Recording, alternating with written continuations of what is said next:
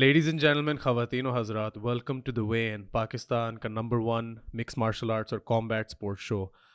आज हम लोग एक पॉडकास्ट करेंगे, आज हम लोग एक सेलिब्रेशन करेंगे because this was undoubtedly the best 24 hours in Pakistani combat sports history. Ahmed Mujtaba pulls off the unthinkable when he taps out a third degree BJJ black belt in one championship. He said he wants a championship reign. It might just begin the championship run from this fight. One of the biggest wins a Pakistani has ever recorded. Uloomi Karim goes to enemy territory in Dubai for Matrix Fight Night. India की सबसे बड़ी promotion, और उनकी सिर्फ promotion के लिए अलूमी नहीं लड़ा, उनकी बेल्ट लेके वो पाकिस्तान वापस आ रहा है। 9 साल पहले 9 years ago पाक फाइट क्लब शुरू हुआ था। पाक फाइट क्लब में बहुत नाम लड़े हैं, जैसे अवैश शाह, बहुत नाम लड़े हैं जैसे वकार उमर, बहुत नाम लड़े हैं जैसे इवन बशीर अहमद। लेकिन 9 साल पहले ये शुरू हुआ था और अब हमें देखने को मिला है, ladies and gentleman, the godfather's plan. Bashir भाई, हाउ आर यू डूइंग? आप बताएं कि how are you doing and how are you feeling, man? I am feeling very proud. I'm feeling really tired too. I'm like exhausted. Yeah, I'm like exhausted. I'm exhausted from work. It's always emotionally like draining, being at these events and watching people that you know and have been with for such a long time competing. And we did that like from 6 o'clock in the morning until midnight over in Singapore. So like I woke up and I get news of Alumi's victory. Like as I'm waking up, you roll out of bed. It's dawn. I'm getting ready for a very long day. News of Alumi's victory. Amazing, right? Head over to the stadium. Mujtaba wins, and in a very awesome fashion. And now I'm back home, and work never stops. Yeah. So I'm tired. I'm happy. Yeah, Yeah. I'm happy. I'm content. I'm tired. Yeah. No, But good. Yeah. of course, Yeah. dude.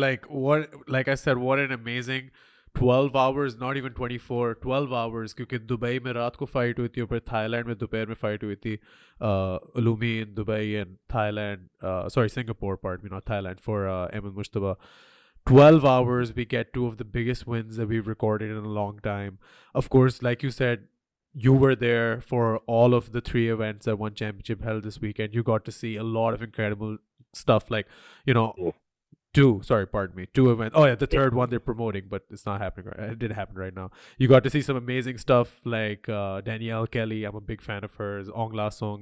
Of course, you got to see Christian Lee pick up, the second belt in welterweight. But I mean, were any of those for you personally as amazing to witness as Ahmed Mujtaba pulling out that triangle choke? Yeah. Triangle. Yeah. You can't compare the two. You can't compare the two. Like my hands were cold and sweaty and like the whole time. Like it's a different situation. Yeah, it's a totally different situation. I mean, you can't have an idea. I've been with One Championship for 5 years now. I've seen some like big fights like up close. And I've met some legendary people, heroes of mine that I was like watching, like as I was learning like martial arts, like people like Andy Sauer, for example, right? I was really big into K1 to get to like meet Andy Sauer, talk to him, and like just hang out with him. So I've had these kind of moments, right? So it takes a lot more like a threshold to be like, whoa, that's just like really exciting. It's exciting all the time, but I have a little bit of like I can keep my composure. I'm not going to be starstruck by stuff. I'm not going to be like like. Yeah. So this is like normal life for me to when I'm operating with One Championship at this level of the industry. Nonetheless, when जब कोई Pakistani fight कर रहा हो, it doesn't matter. Kids, like I get transported back like back in time. हाँ कुछ और चीज है Yeah. पाकिस्तानी लड़ रहा हो कोई और चीज It's a different animal, definitely. And by the way, I mean, intro mein bola hi nahi. This is the return of the Godfather and the Podfather. By the way, this is what I want to show you, Bashir. Somebody, kya Umar Fasi Bashir, executive editor and producer, shout out, gifted. It just says Podfather. He did not put in the Godfather. So when you come to Pakistan, we'll get you yours, and then we'll have matching necklaces. But seriously, like to talk about Mushtaba's win a little bit more.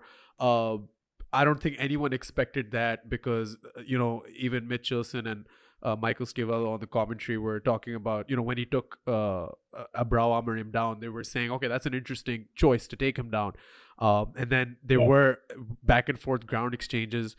Even when I was watching it, even Mitchelson said it right before the finish. He said, he has his leg through the triangle, so it's going to give him a little bit of space. That wasn't the case. I thought the exact same thing. That was not the case because that turned out to be an even tighter choke. It wasn't anything anyone expected. Of course, Mujtaba has been on the scene, like I said, for over almost 10 years now. He's been doing incredible stuff. Recently, he trained with AKA.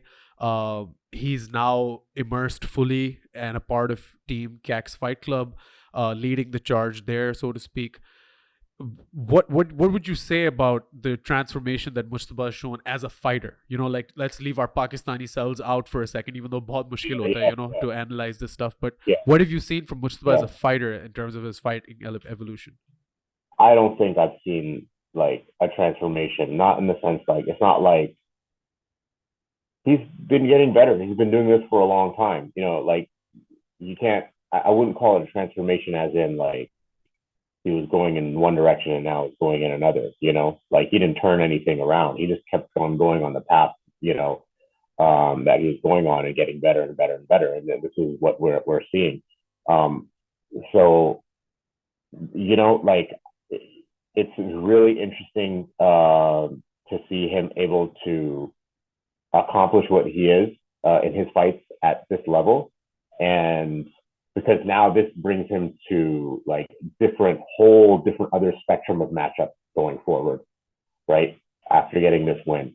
So I'm really interested to see, how he does against this, a completely new breed of caliber, as he gets to the next level of his career, the next stage. So this will be like really good. But yeah, I mean, he's improved. He's improved a lot, and especially having the confidence to take down a third degree jiu-jitsu champion. Oh yeah. Like that. When I saw that too, I was like, wow. Yeah, I was not expecting that. So yeah, I mean, it was just crazy. A lot to make sense of. I'm really, really excited to see where Mujtaba goes from here. I'm really, really excited. It's gotten really interesting. Really, really interesting now. And I just want to take this time right now to say that for a guy who, like was coming off a massive win over Rahul Raju, for a guy, from Pakistan, like you said, who hadn't maybe competed with that level of competition before this fight, and for a guy to tap out a former two-time IBJFF Jiu-Jitsu champion, he deserved that bonus. I just want to get on record to say this to everyone watching. If there's anyone who is, in any way related to this, dude, he deserved that bonus. 50,000 supposed to go to Ahmed Mujtaba. And more than anything else, more than all of the accolades or the facts that I just laid out, he had the Singapore crowd up on their feet cheering for him like crazy. He has the furthest thing to do with the people from Singapore. You know what I mean? Like, it was insane. This was a star-making performance. And if you could ever warrant a bonus, I think this would be it. But switching gears from the bonus real quick, I just want to, like, Ahmed Mujtaba has talked about wanting to vie for a world championship. By the way, we are gonna have on Ahmed Mujtaba on the mic very soon, so please stay tuned for that. We are gonna have the Wolverine on, talk to him directly himself. But I think now that he's slated himself in a way for a world championship, it's only very preliminary and immature to sit here and talk about whether he will or won't become a world champion. I think he can speak on that better. But for you, as somebody who has seen, champions become champions, uh, let's just talk about it in a preliminary sense. How many big wins do you think is he away from, say, a world championship opportunity? Big wins. I mean, it all comes down to who he's fighting. Like, what is a big win? Like, Abral was a tough opponent, but he wasn't like top five, or he wasn't one of our name ones. I think that's really what you got to look at is once you crack into beating someone in the top five, then I think we can have that like conversation about how many wins away. Until that happens, Yeah, can't say much. yeah. I would give that was my take on it. All right, no, that's a very fair take. And Bashir, I just Yeah, want to kind of recount how amazing of a year 2022. In my opinion, the best yeah, single year for Pakistani MMA ever. And I'm just gonna make that case for you right now, off the top of my head. No notes. I'm not reading anything. You know what I mean? I'm not. This is all just the top of my head. Ismail Khan records our first ever IMAF uh, medal at the IMAF yeah. World When was Championships. That was supposed to when be was that? Was that 2022 technically, but it happened. That was supposed to be technically 2021, but it happened in 2022 January. So I'm just gonna count that. yeah. It got pushed forward because of the pandemic. So January Mm-hmm, 2022, Ismail Khan mm-hmm, records our first ever IMAF World Championship medal, and then we fast forward. ARY Warriors takes Pakistani mixed martial arts live on TV and a network like A Sports HD, which is, by the way, broadcasting the World Cup right now, which broadcasts F1, La Liga. It's one of the probably the biggest sports channel in Pakistan. Shout out to Omar Ahmed, by the way, for Air Warriors. And then Legacy Fight Series takes Pak MMA to Geo Super for the first time. Shout out Bilal Bikku on that one. Then we move forward. We have Memosh Raza competing in an excellent contest at Brave CF with an injured knee, lost, but still an excellent performance. We had Abbas Khan beat Michael Reali at Brave CF 63 just now. We had again, this is all off the top of my head. This is just to yeah, speak how much has happened in 1 year. yeah, We also yeah. had Usman Wazir Anita, capture what? let's talk about just only MMA. Let's stick to MMA. Okay, but Usman Wazir also captured a world championship, whatever you want to say or what that. But that Yeah, also happened.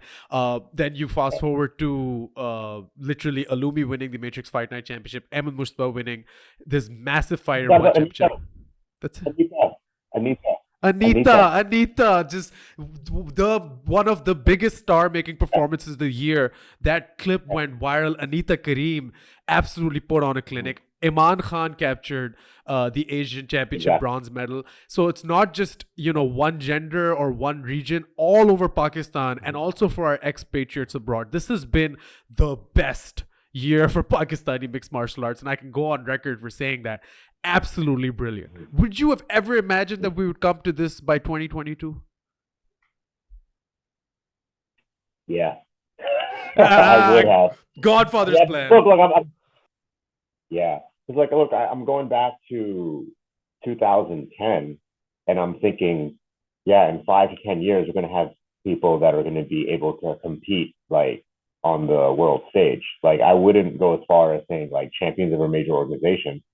That might be obviously the next step, but competing on a world stage and holding their own, and that's happening. So I don't think that I would have put that possibility outside of like the realm of reality.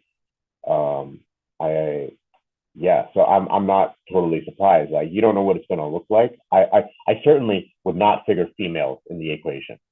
I'll be honest with you. I Yeah. didn't figure females in the equation. I just still don't think I really thought about it. I don't. I'm not that, oh, this could never happen in Pakistan, but it was just. I mean, who? Yeah, Yeah. you can't blame me. 10 years ago, No. would put females into the equation. Any other surprises? Yeah, Rohan Puri is another very big star-making performance at ARY Warriors too. And I mean the fight quality or everything, whatever you want to say about it, but she was absolutely excellent. She's actually fighting Bano Butt at Fighting Alliance. Another, by the way, excellent progression for female mixed martial arts. Fighting Yeah, Alliance Underdogs 3 is a female-only mixed martial arts card, right. so that's gonna be really exciting. Yeah, And Rohan Puri is again, one of those girls that I would definitely watch out for. Bano Butt is one of those girls I would definitely watch out for. Sumera Perveen is going to be facing Iman Khan at ARY Warriors 3. Suddenly, the conversation for female MMA extends beyond Anita Kareem, and I think that's exactly what we needed. You know what I mean? Yeah. Yeah. And I think that's just the brilliant thing about all of this. I think we should move on to the second half of this podcast. We are now going to be talking about Kratos, my man, Uloomi Karim. Yeah. Absolutely starched Drhuv Chaudhry in the first round. Just a brilliant performance. He executed a takedown early on in the fight, gave Drhuv that threat of the takedown, and then, went in, level change, surprise, overhand, clean knockout. I don't want to sit here and say, oh, that Indian promotion hai tumhare saath badi wo nainsafi karne ki kar rahe the, blah, blah, blah, blah. But I'm just going to point out a couple of things to you really quickly, right, which I was not okay with. Number one, Drhuv Chaudhry missed weight by a kilo, if I'm not wrong, or a pound. So he wasn't eligible for the belt. Uloomi was still going to accept the fight no matter what. But at the same time, Coach EKS saw Drhuv rehydrating before the weigh-ins, so it's like he didn't even have an incentive to make weight, which is kind of weird, but whatever. That was resolved. We got over that. We came to the fight. But then when you look at the fight, round one, Uloomi takes down Drhuv Chaudhry, right? And he's putting on the work on this guy. Drhuv Chaudhry holds the cage, okay, while Uloomi's on top of him. The referee says, stop, get up, warns Drhuv, don't hold the cage, fight. What the hell was that? I didn't understand that. Like, Uloomi was in dominant position. If you want to give Drhuv a warning, let him stay down there. But he reset on the feet. Really weird. But then strike number 3 for me, and I have nothing against Drhuv Chaudhry or Matrix Fight Night. Don't get me wrong. I think Dhruv's a great fighter. Yeah. But the reason I'm pointing out thing number 3 is because Drhuv didn't have to take 5 to 6 extra shots. Drhuv went down. Drhuv was out. Uloomi punched him once. That's where the referee should have probably been like, all right, that's enough. The ref let him take 5 or 6 extra shots. I'm not going to sit here and be like, oh, he was hoping that Drhuv gets up. Whatever the reason was, dude, that's way too many shots from a guy who hits as hard as Uloomi. I hope Drhuv is okay. But yeah, that bullshit aside, I just wanted to clarify real well. All of that weird stuff aside, Uloomi went in, right? He was picked to fight Drhuv Chaudhry. He came in, made weight like a professional, handled himself in the press conference like a professional. Drhuv missed weight, but still sat there and talked about 23 saal ki bhook. And okay, sure, you can do that, sell the pay-per-view, whatever. But if you miss weight, I would say, don't talk shit to your opponent who's graciously accepted this fight. But he didn't talk any shit. They moved on. Uloomi went in there, starched him, took the belt, and now he's leaving Dubai with the belt, with the Matrix Fight Night Bantamweight Championship. Absolutely brilliant. Couldn't have written a better story myself. And for someone like Uloomi, I'm just going to get this off my chest and I'm going to let you have the floor for as long as you want. But for someone like Uloomi, who at one point, I remember people talking about after, especially the, how can I forget his name?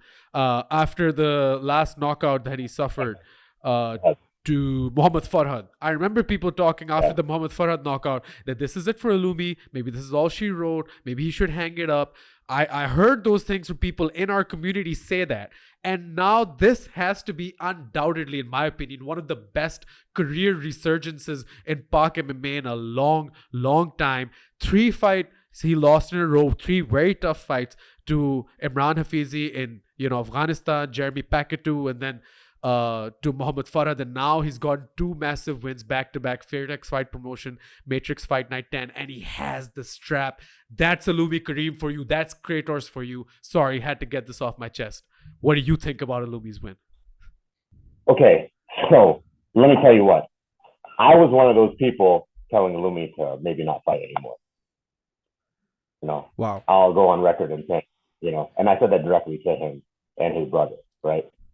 And why did I say that? Because I care about him, right? And for myself, if my son were to want to compete, right, anybody else close to me, I would really say that that you got to put the limit on how many times you're going to get knocked out, right? And I would set the same standards for them as for me. For me, if I were to get knocked out 3 times, right, I would not fight again. Like, that's it, for me. I just don't think it's worth it. So, like, I've known Uloomi for so long. I've known Uloomi since he's very not very young, but like a teenager. And every time I see him, it's actually on one of your podcasts at Fairfax, bringing him some cookies and stuff like that, right? So I said this from a place of like care, Of course. right? Yeah. Where I don't want to see that, right? Um, so like it was like really satisfying for me to see him get the win there. Like really, really satisfying. This is the kind of thing you like prove me wrong, and I'll be very happy. And I'll be very, very happy. You know.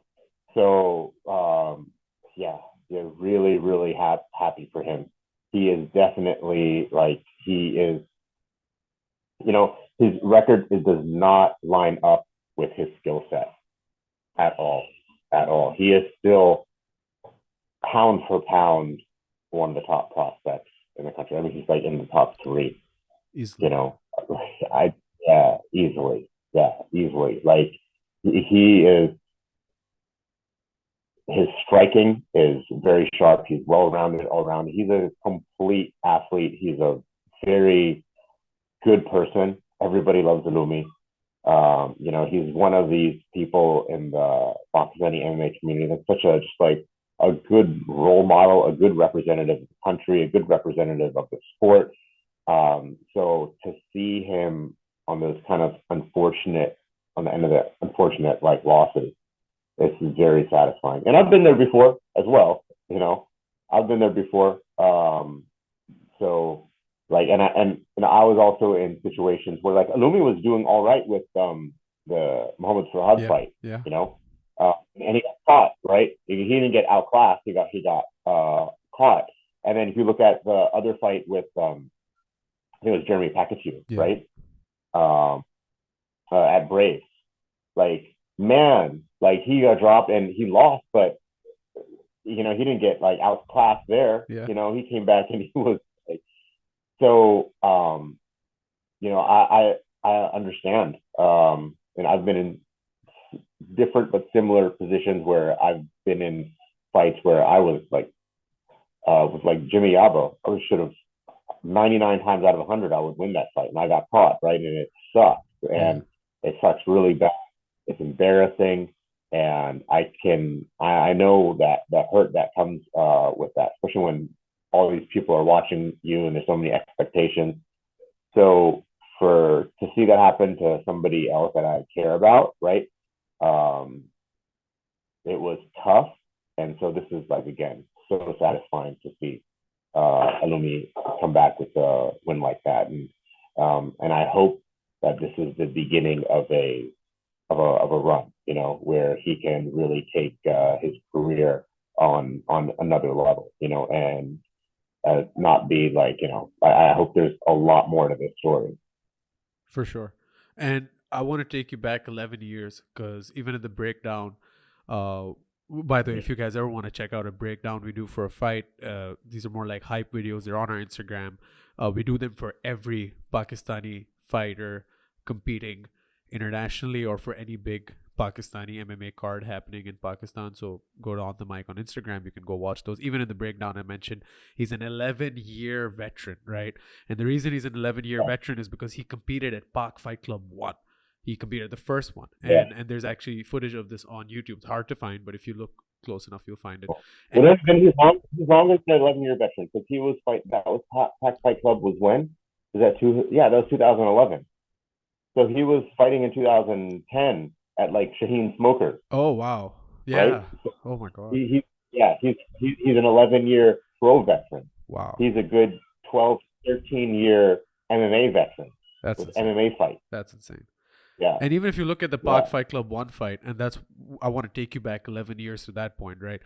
Even if you look at that fight, his opponent looked bigger, scarier. He looked like a grown-ass man. Uloomi was literally a teenager, right? Yeah. So when these 3WL kids fight, Uloomi was literally where they were, right? And he was fighting a grown-ass man.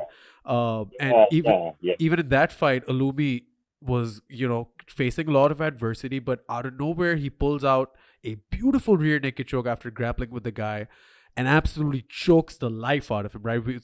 It was incredible to watch. And then he gets up and he's, middle fingers to the sky, doesn't give a shit. Like that's where you could tell Uloomi Karim, the fighter, Uloomi Karim was born. Do you remember that moment 11 years ago? Do you remember? Because you were reffing. Do you remember that fight? Yeah, I'm gonna say, yeah. I do. Yeah, I remember that fight. I remember. I think most of the people that like I'm in touch with now who fought there. There's some. I might remember almost every single fight. And who the people were in the story. It was a long time ago, but I remember that fight. I absolutely remember that fight, and I'm pretty confident he fought like some kind of like very experienced wushu guy. Yeah. Yeah, yeah, Very tough, mean yeah. looking wushu guy. And Exactly. absolutely brilliant. Like again, like you said, it must have been so satisfying for you. I know Lumi for a considerably less amount of time. Maybe about 3-4 years max. But like you said, he's such a good representative of the sport.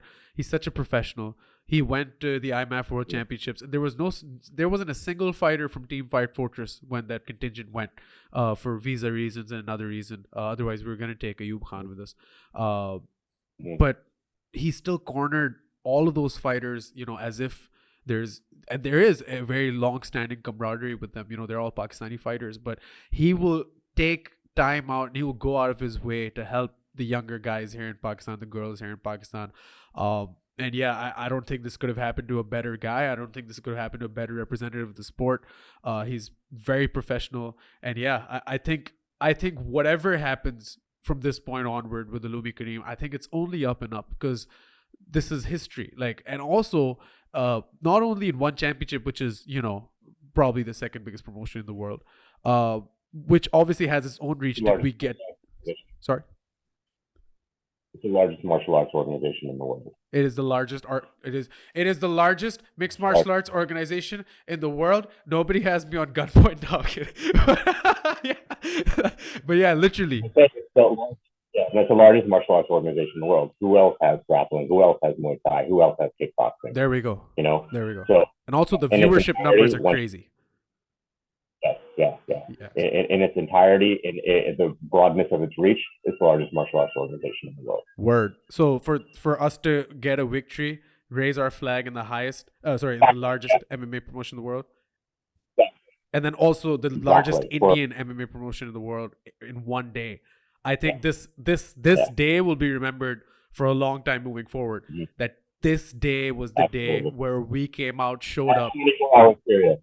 Yeah. 12, not even 24, it was 12 hours. Yeah. 12 hours. Absolutely. 12 hours of pride. The day of pride. The day of victory. I don't know. We'll think of a name. Yeah.